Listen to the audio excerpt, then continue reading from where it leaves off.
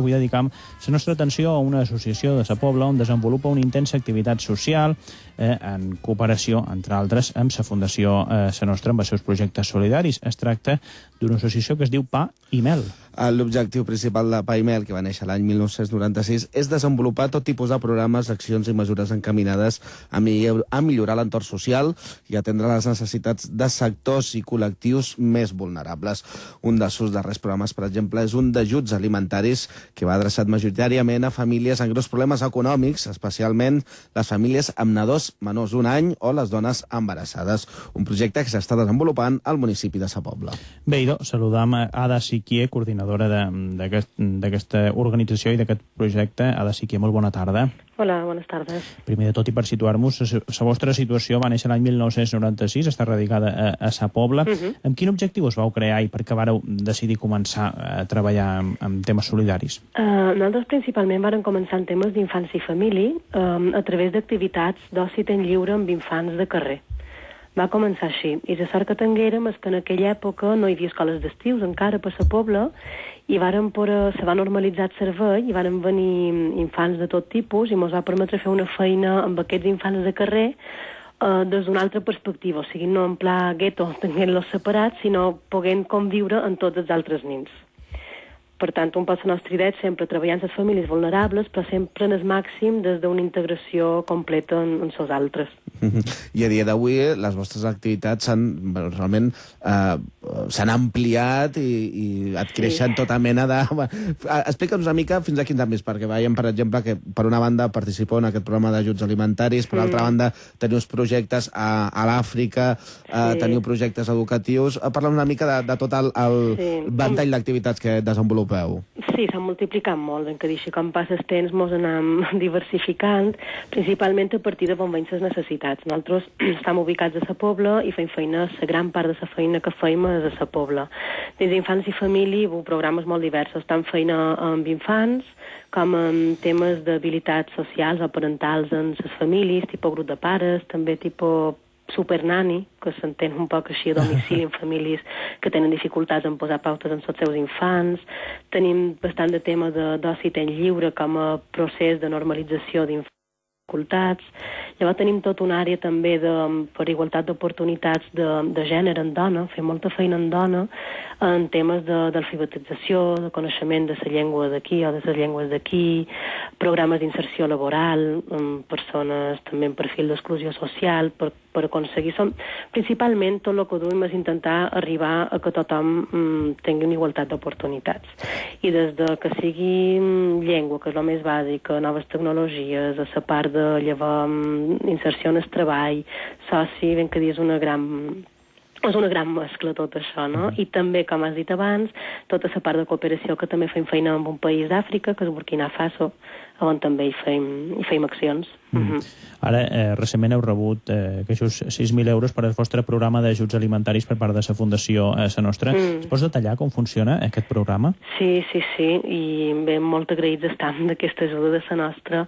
Principalment, aquest projecte era un projecte d'emergència que va sortir en aquesta convocatòria, que era perquè la situació crítica actual que supos que hi ha a tota Espanya i a la millor Europa també, i concretament a Sa Pobla, no se'n salva. Que és que des dels serveis socials de Sa Pobla, de l'Ajuntament, sí que hi ha una ajuda de donar aliments a les persones més necessitades. La gran dificultat és que aquestes ajudes que se fan en la col·laboració de l'Ajuntament i de menjar també de Creu Roja no són suficients. La demanda, si miram d'un any enrere a dia d'avui, en un any, s'ha multiplicat per 4. Clar, ningú pot fer front a aquesta demanda, és una barbaritat. I parlam de menjar, ben que dir, de lo més bàsic, de famílies que no tenen ni per menjar o paquets. I per això, quan va sortir aquesta convocatòria, tot d'una vàrem presentar això que se mos ha aprovat en 6.000 euros. Nosaltres vàrem prioritzar com a entitat que fem feina amb infants i família a les famílies amb infants més petits, que són 25 famílies amb fills que tenen fins a un any, i arribarem a 118 persones.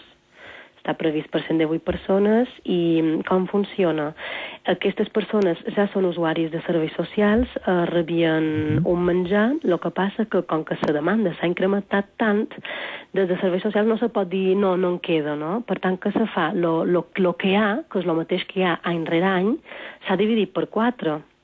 O sigui, se reparteix amb més poca freqüència i amb més poca quantitat. Per tant, nosaltres el que hem considerat és que quan parlam de llet en pols, de creixement d'infants, això és greu, en què ja estem parlant de nutrició i van prioritzar aquestes famílies conjuntament amb serveis socials i és això. O sigui, ara aquesta distribució en aquestes famílies la feim nosaltres gràcies a aquest projecte de la nostra que se va aprovar. Com vosaltres dieu que en 1 o 2 anys, només que és poc temps, s'ha multiplicat per 4 la gent que reclama aquests ajuts alimentaris, realment és una dada terrible. Terrible. Conta'ns un poc quins són aquests nous pobres que s'han afegit. Quina és aquesta situació tan crítica? Sí, tristament, per això s'amplia també PAIMEL, perquè el perfil vulnerable cada vegada és més complicat. L'efecte crisi principalment és el motiu d'aquesta multiplicació de la demanda d'ajuts alimentaris. Ens trobam en famílies que són principalment, dins d'aquestes 25 famílies, on hi ha o la dona sola ja ha perdut la feina o ja no la cridaren la temporada passada i aquesta ho veu difícil i se li ha acabat l'ajuda i l'atur i tot el que hi ha dins el sistema, ja ha agotat les cartes, o bé famílies on hi ha home i dona, el que principalment on només feia feina l'home i mantenia tota la família. Principalment a la pobla se feia feina dins l'àmbit de la construcció i el que ha passat és que en la caiguda de la construcció tots aquests homes s'han quedat sense feina. I parlam sovint d'un perfil de persones amb poca formació i que tenen moltes dificultats en trobar feina a altres camps, a diversificar-se, a trobar altres alternatives, necessiten formació, necessiten un altre tipus de coses, no? Per tant, és això, gent que potser feia 10, 15 anys que feia feina sense cap problema i de pronto se troben amb això. Per això a vegades està viscut psicològicament bastant difícil, perquè tu vivis amb un ritme de vida i de pronto no tens ni el més bàsic, no? I sovint són això, que la dona no feia feina i l'home duia tot el sistema econòmic de la casa. 6.000 euros són el que rebeu, 118 persones, fa la divisió i no toca molt, és a dir, heu de fer malabarismes, no?, amb aquests diners. Clar, és que de fet nosaltres només hem agafat perquè sigui realista, nosaltres hem hagut de prioritzar aquesta llista, és molt més que 25 famílies, la real de demanda, no? Nosaltres ens hem centrat en aquell àmbit on trobam que ja és que més baix no podem caure, que estem en una societat encara que se pot dir de benestar, no podem permetre segons quines situacions quan parlam de menors i d'infants, no? Esclar, només parlant d'aquelles 25, en 6.000 euros se les pot atendre ara fins a mes de desembre, que és el que dura aquest projecte, que és d'un any, no? Però, esclar, la demanda no queda coberta, el que sí que permet reduir que tot l'altre que queda amb estoc de serveis socials de l'Ajuntament i Creu Roja se reparteix entre manco famílies. O sigui, és un bé general per tothom. Bé, estan parlant amb Ada Siquier de l'associació PAIMEL. El nom sona a berenar d'infants, no? De vossos, clar, l'origen vostre era això, ara que us heu diversificat tant, no sé si continueu reflexionant sobre el títol. És molt important conèixer el sentit de PAIMEL per entendre la filosofia de PAIMEL. El que justament és una expressió molt poblera. PAIMEL, jo no sé si l'expressió de mel i sucre, la coneixes?